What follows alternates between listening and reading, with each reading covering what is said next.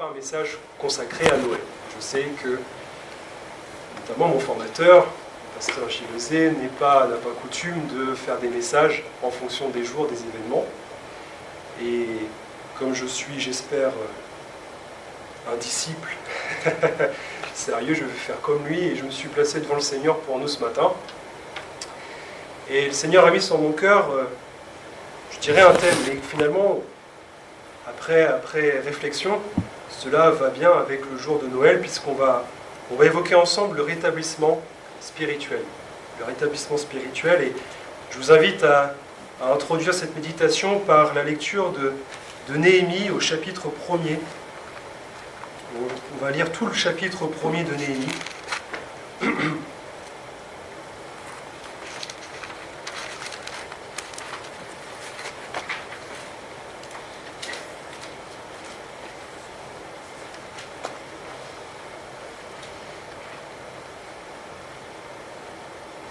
Néhémie, chapitre 1er, verset 1er. Parole de Néhémie, fils de Hakalia. Au mois de Kisle, la 20e année, comme j'étais à Suse, dans la capitale, Hanani, l'un de mes frères, et quelques hommes arrivèrent de Juda. Je les questionnai au sujet des Juifs réchappés qui étaient restés de la captivité et au sujet de Jérusalem. Ils me répondirent: ceux qui sont restés de la captivité sont là dans la province, au comble du malheur et de l'opprobre. Les murailles de Jérusalem sont en ruine et ses portes sont consumées par le feu. Lorsque j'entendis ces choses, je m'assis, je pleurai et je fus plusieurs jours dans la désolation. Je jeûnai et je priai devant le Dieu des cieux et je dis: Ô Éternel, Dieu des cieux, Dieu grand et redoutable, toi qui gardes ton alliance et qui fais miséricorde à ceux qui t'aiment et qui observent tes commandements. Que ton oreille soit attentive et que tes yeux soient ouverts. Écoute la prière que ton serviteur t'adresse en ce moment, jour et nuit, pour tes serviteurs les enfants d'Israël, en confessant les péchés des enfants d'Israël, nos péchés contre toi. Car moi et la maison de mon père, nous avons péché. Nous t'avons offensé et nous n'avons point observé les commandements, les lois et les ordonnances que tu prescrivis à Moïse, ton serviteur. Souviens-toi de cette parole que tu donnas ordre à Moïse, ton serviteur, de prononcer. Lorsque vous pécherez, je vous disperserai parmi les peuples. Mais si vous revenez à moi, et si vous observez mes commandements et les mettez en pratique, alors, quand vous seriez exilés à l'extrémité du ciel, de là je vous rassemblerai et je vous ramènerai dans le lieu que j'ai choisi pour y faire résider mon nom. Ils sont tes serviteurs et ton peuple que tu as racheté par ta grande puissance et par ta main forte. Ah Seigneur, que ton oreille soit attentive à la prière de ton serviteur et à la prière de tes serviteurs qui veulent craindre ton nom. Donne aujourd'hui du succès à ton serviteur et fais-lui trouver grâce devant cet homme. J'étais alors échanson du roi. Amen. Alors vous le savez certainement, mais le livre de Néhémie, il doit être en complément du livre d'Esdras. Vous avez une continuité entre Esdras et Néhémie, entre ces deux livres. Et d'ailleurs, dans la Bible hébraïque, Esdras et Néhémie ne font un seul livre. Pourquoi ? Parce que vous avez ici la fin, chronologiquement, la fin de l'Ancien Testament. C'est un contexte assez particulier, puisque Néhémie, nous l'avons lu, se trouve à Suse, qui est une ville, la capitale à l'époque de ce qui va être l'empire de Babylone. Et nous nous trouvons finalement dans des temps où Israël et le royaume de Juda sont captifs. Tous deux ont été conquis, envahis par les Assyriens, puis par les Babyloniens. Et donc, Esdras et Néhémie ont tous les deux le même thème, qui est justement le rétablissement spirituel. Mais vous le savez, Esdras est plus, porté sur la reconstruction du temple, et Néhémie sur la reconstruction de la muraille. Mais c'est finalement avec le livre de Néhémie où l'on va trouver, et là on va directement faire la conclusion de cette méditation, mais c'est dans le livre de Néhémie que l'on va retrouver le rétablissement de Jérusalem. Le rôle de Néhémie ici, dans ce livre, vraiment m'a interpellé. Il est pour nous, évidemment, question ici de l'Ancien Testament, et ça va être des prophéties. C'est un livre qui s'apparente finalement à l'histoire d'Israël, mais frères et sœurs, nous le savons bien, toute la parole de Dieu est inspirée, et toute la parole de Dieu est un enseignement pour nous. Alors, si nous mettons, je dirais, côté dans notre esprit le fait que c'est l'histoire d'Israël, gardons d'un autre côté à l'esprit, essayons de faire ce parallèle avec notre propre vie spirituelle. Comment est-ce que nous, en tant que chrétiens du Nouveau Testament, je dirais, nous pouvons appliquer ce qui s'est passé pour le peuple et pour Néhémie à notre vie spirituelle. On va le voir ensemble, mais on va le voir au travers de 4 éléments dans tout le livre de Néhémie. Et là, je me suis attardé, si je puis dire, sur la prière de Néhémie, parce que pour moi, la prière de Néhémie, c'est un élément déclencheur dans le rétablissement spirituel. Et on le verra ensemble, et c'est là le rôle du chrétien, finalement. C'est là où le Seigneur nous attend. Mais il y a 4 éléments que l'on peut constater dans ce rétablissement spirituel dans le livre de Néhémie. C'est le rôle de Néhémie, c'est le rôle de tout le peuple, de tous les captifs qui sont à Jérusalem, c'est aussi la place des opposants, et évidemment, le résultat, la providence divine et le rétablissement spirituel. Je vais faire une grande révélation. S'il y a un rétablissement, c'est qu'auparavant, il y a eu 2 choses, 2 événements. Parce que pour rétablir, il faut qu'il y ait d'abord eu un établissement. Il faut ensuite qu'il y ait eu un renversement. Ce sont les 2 choses qu'il faut avoir à l'esprit. C'est que, évidemment, le Seigneur a, dans un premier temps, établi le peuple à Canaan, et bien sûr, nous nous souvenons de ce que le Seigneur a pu dire à Abraham, cette promesse qui s'est accomplie ensuite sous Josué, je dirais, puisque c'est avec Josué que le peuple va conquérir le pays. Si l'on regarde attentivement, le Seigneur, notre Dieu, avait déjà quelque part prévenu que le peuple allait finalement se détourner de lui. Si je vous donne la référence, mais si vous voulez chez vous méditer là-dessus, c'est dans Deutéronome au chapitre 32, lorsque Dieu va demander à Moïse et à Josué de venir dans sa présence avant la conquête du pays. Dieu va tout simplement prévenir Moïse et Josué que le peuple se détournerait de lui. Il va laisser à Moïse un cantique inspiré, et ce cantique, le Seigneur dira, voilà, quand Israël sera dans telle situation, lorsqu'il se sera détourné de moi, ils chanteront ce cantique, et ce cantique leur rappellera ce que j'ai fait pour eux. Donc il y a vraiment, le Seigneur avait vraiment tout prévu quelque part, il avait vraiment anticipé, puisque c'est notre Dieu, il est le Tout-Puissant, il est le seul sage, il avait anticipé et prévenu cela. Donc il y a l'établissement, et bien sûr, malheureusement, il y a le renversement, parce que le Seigneur savait qu'il y avait un renversement qui allait avoir lieu, et nous le savons. Le peuple d'Israël, malheureusement, s'est détourné de Dieu, s'est tourné vers l'idolâtrie, vers l'apostasie, et de là, finalement, les promesses, mais aussi les prophéties du Seigneur se sont accomplies, et le peuple, eh bien, Israël a été dispersé, a été en captivité, nous le savons, et je l'ai dit tout à l'heure, par les Assyriens. Mais malgré tout, encore une fois, le Seigneur est miséricordieux parce qu'il avait prévu, quelque part, un plan de salut. Il avait prévu que son peuple retrouverait cette terre promise. Alors nous allons ensemble voir ces 4 éléments que je vous ai cités tout à l'heure, le rôle de Néhémie dans un premier temps. Et pour moi, le rôle de Néhémie, c'est un homme qui est selon le cœur de Dieu, c'est un fidèle intercesseur.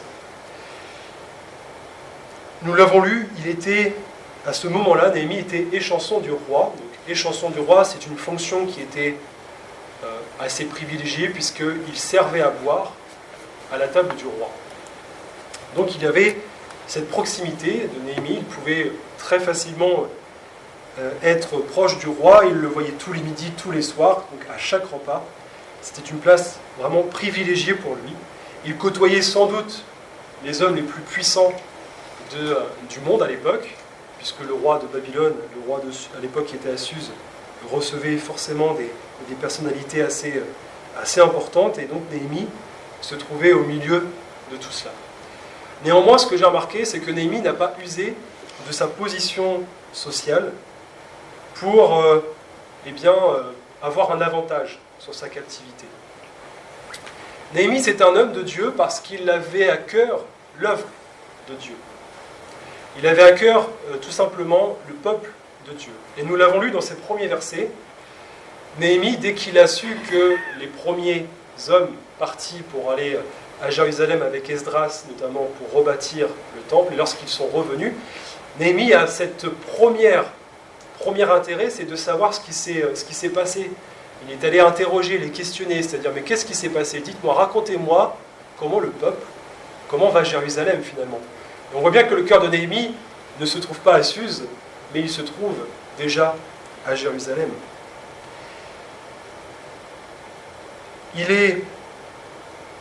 Sa réaction est vraiment digne d'un homme de Dieu. Parce que Néhémie ne va pas faire autre chose que de se mettre dans la situation d'un intercesseur. Il va se mettre vraiment, va se confier dans le Seigneur. Et sa réaction, c'est de s'asseoir, c'est de pleurer. De s'asseoir, de pleurer. Il va jeûner et il va prier. Verset 4. Frères et sœurs, n'avons-nous pas ici l'exemple du chrétien qui a vraiment à cœur l'œuvre de Dieu? Le chrétien qui va s'intéresser à ce que l'œuvre de Dieu puisse avancer, à l'état, à la situation de l'œuvre de Dieu. Et quelle est la réaction lorsque Néhémie, comme nous apprenons que l'œuvre de Dieu, malheureusement, peut-être à nos yeux est, comment dirais-je, pas en ruine, mais on ne voit pas l'accomplissement de ces choses. Quelle est notre réaction? Est-ce que nous nous réfugions dans la prière? Est-ce que nous nous mettons comme Néhémie dans une situation, dans une posture où on va intercéder le Seigneur, où on va lui demander vraiment sa grâce? Et relevez avec moi la prière de Néhémie, les éléments aussi, là, les petits points qui nous montrent que la prière de Néhémie n'est pas une prière, comment dirais-je, un peu comme celle d'un pharisien, où voilà, on va prier le Seigneur avec un cœur un peu léger, mais vraiment un cœur sincère. Néhémie va d'abord reconnaître la grandeur de Dieu. Néhémie va confesser les péchés du peuple. Néhémie va rappeler aussi les paroles du Seigneur. Néhémie va montrer sa volonté de voir que les plans de Dieu vraiment s'accomplissent dans la vie du peuple. Et bien sûr, Néhémie termine sa prière avec une prière en faveur du peuple. Frères et sœurs, Néhémie a prié. Néhémie a vraiment eu à cœur l'œuvre de Dieu.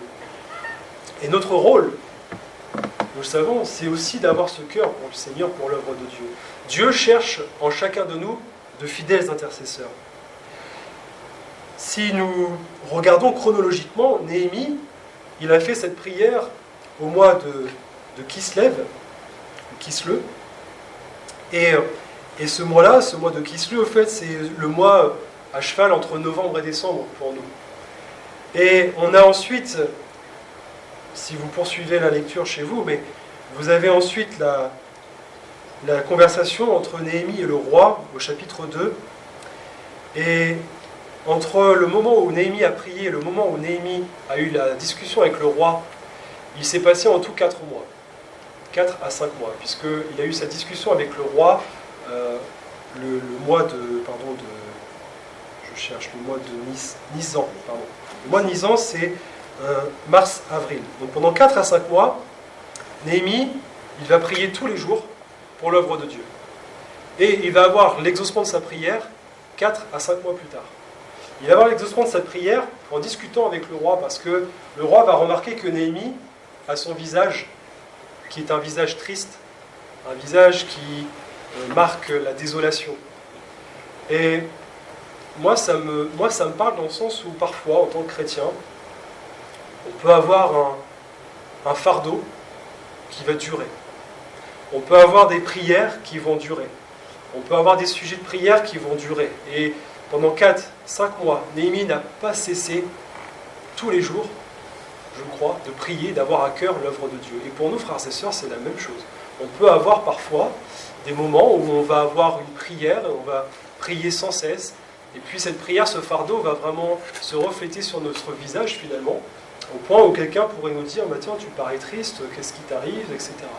Et bien c'est ce qui s'est passé avec Néhémie. Et Néhémie, finalement, il s'est retrouvé avec le roi, et le roi a dit, mais qu'est-ce qui t'arrive, Néhémie, tu es triste. Et là encore, Néhémie, il est décrit dans la parole que Néhémie a prié Dieu. Il a prié Dieu dans son cœur. Et il a révélé au roi, voilà, roi, je t'explique la situation de mon peuple. Et finalement, vous avez ici l'exaucement de la prière à ce moment-là. C'est que c'est au travers de cette conversation entre le roi et Néhémie que Néhémie va recevoir du roi la faveur et le roi va dire, bah écoute, je t'autorise à partir pour aller à Jérusalem, dans cette ville que tu souhaites, là où tu souhaites aller.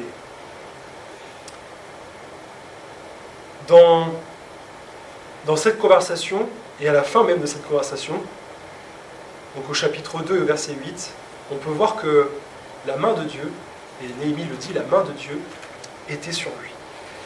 Néhémie a donc reconnu que cette faveur que le roi lui a accordée, eh bien c'est Dieu finalement qui lui a accordé cette faveur-là.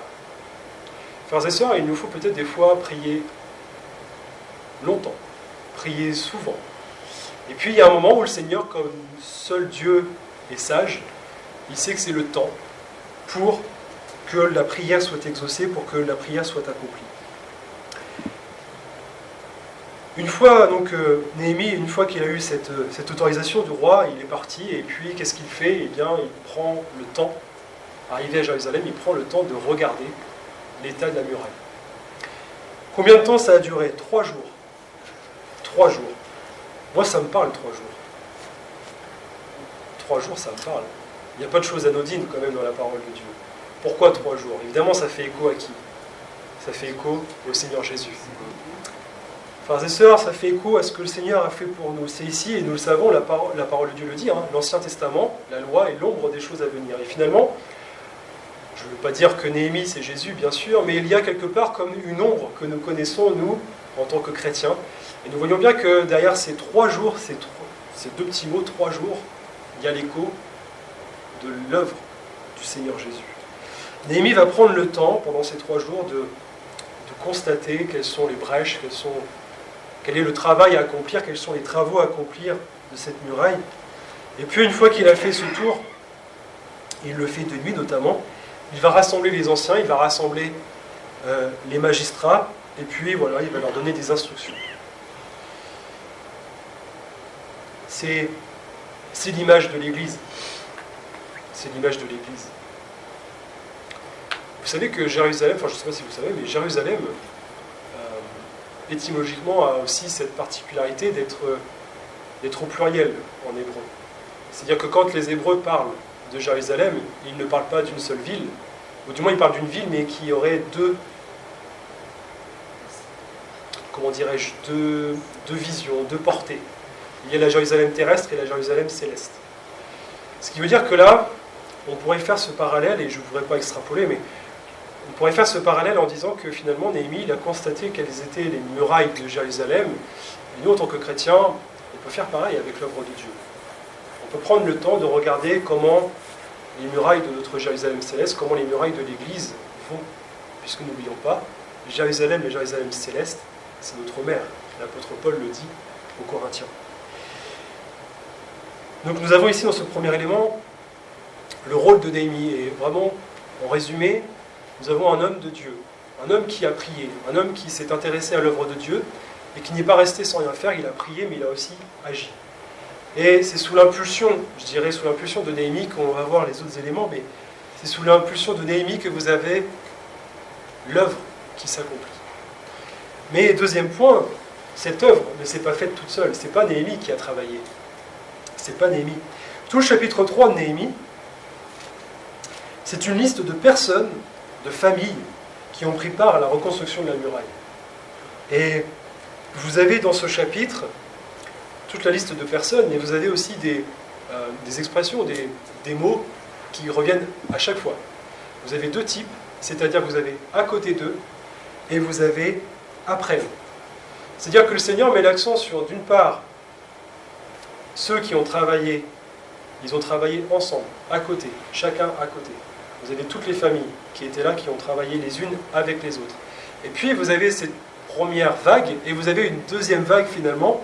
Vous avez à la suite, après eux. C'est-à-dire après que les premiers aient travaillé, vous avez une autre génération, d'autres personnes, d'autres captifs qui ont travaillé. C'est une chaîne sans fin finalement. Et là on voit bien que l'œuvre de Dieu, c'est la même chose. Vous ne pouvez pas avoir un seul homme qui porte le travail. Vous ne pouvez pas avoir seulement le pasteur ou un serviteur de Dieu qui va porter une église.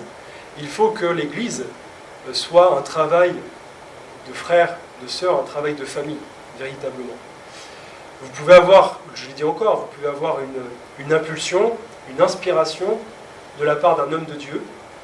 Et si je mettrais parallèle avec l'église biblique de Rouen, vous pouvez avoir un pasteur qui va avoir à cœur l'œuvre de Dieu et qui va dire « mais je ne peux pas laisser des frères et sœurs, des chrétiens, des brebis sans berger, et donc je vais aller chercher, je vais aller à Rouen et puis je vais bâtir une église ».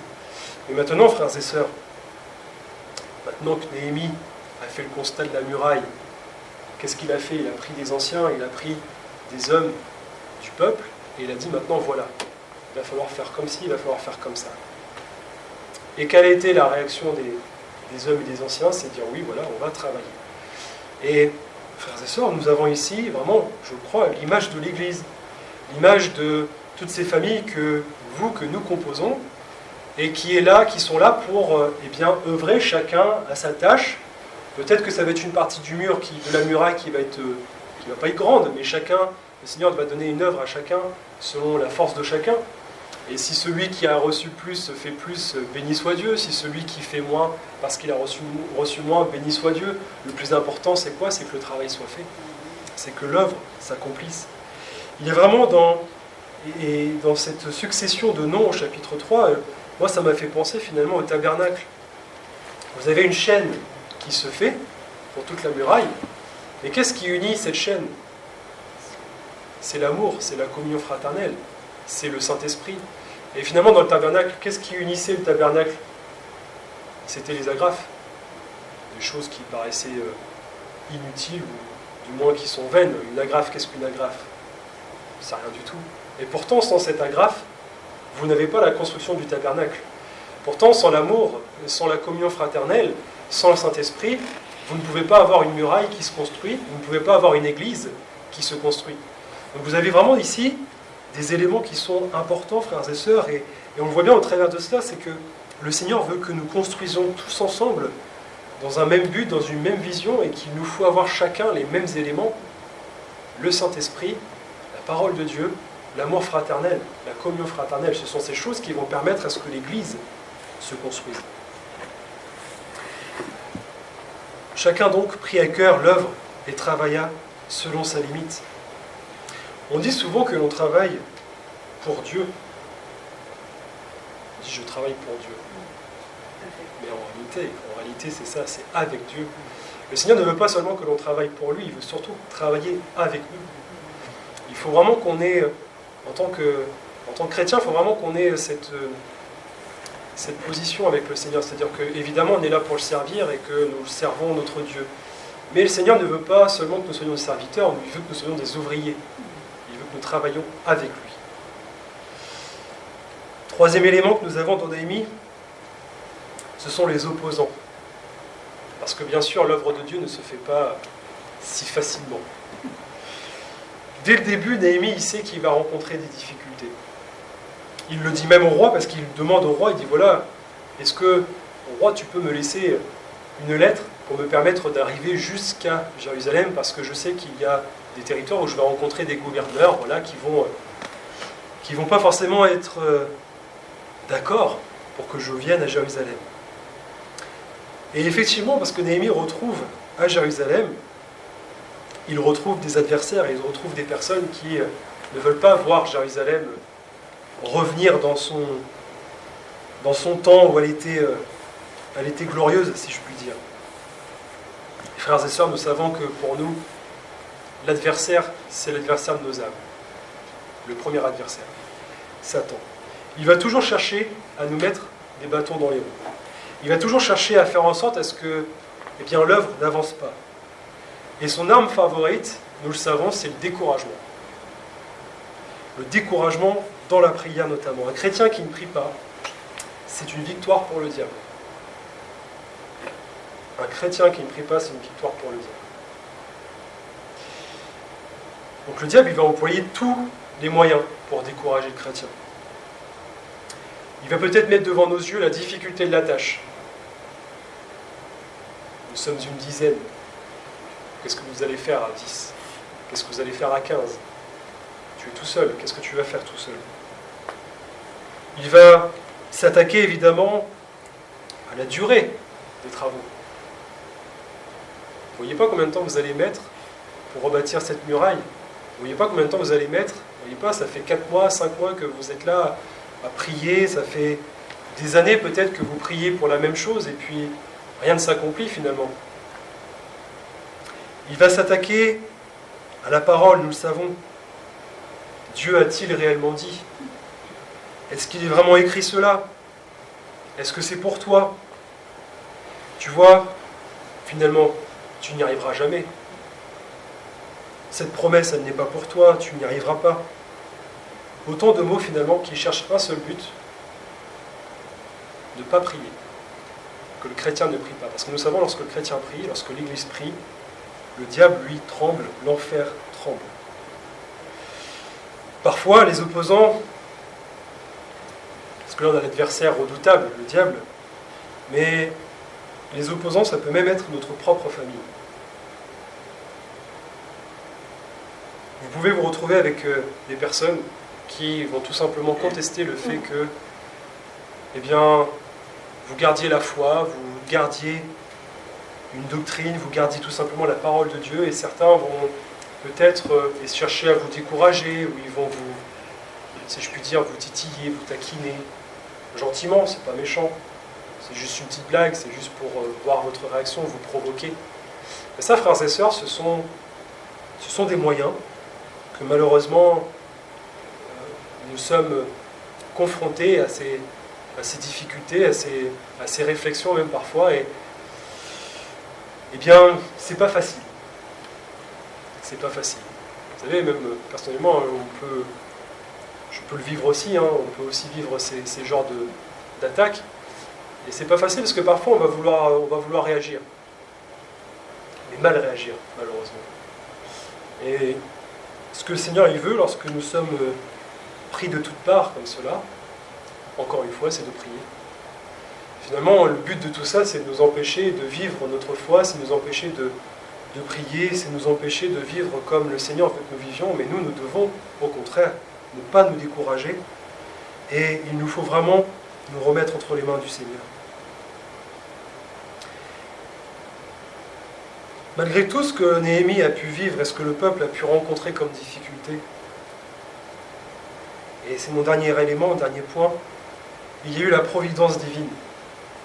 Malgré tout ce que Néhémie et le peuple ont rencontré comme difficulté, Dieu a posé sa main. Et c'est pour nous, frères et sœurs, là, un encouragement.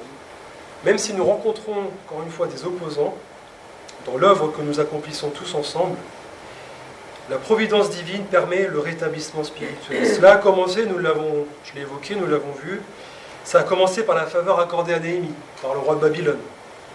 Cela s'est vu par le fait que Néhémie avait eu à cœur l'œuvre de Dieu. Cela s'est vu lorsque Dieu encourage Néhémie face aux ennemis, et notamment à Sanballat, pour combattre, au chapitre 4, verset 14 et au verset 20. Donc remarquons que ce courage que Néhémie a eu, c'est tout simplement l'œuvre de Dieu. L'aide, la puissance de Dieu, le soutien du Seigneur Jésus. En conclusion, quel fut le résultat de cette intercession ? Quel fut le résultat de ces travaux qui ont été établis par Néhémie, qui ont été inspirés par le Seigneur ? Lisons ensemble dans Néhémie chapitre 8, au verset 1er, frères et sœurs.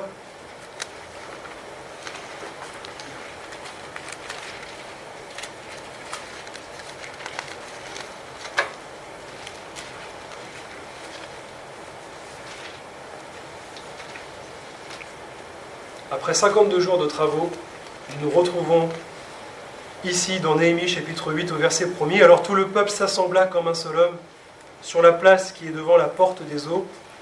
Ils dirent à Esdras le scribe d'apporter le livre de la loi de Moïse, prescrite par l'Éternel à Israël. Le sacrificateur Esdras apporta la loi devant l'assemblée, composée d'hommes et de femmes, et de tous ceux qui étaient capables de l'entendre. C'était le premier jour du 7e mois.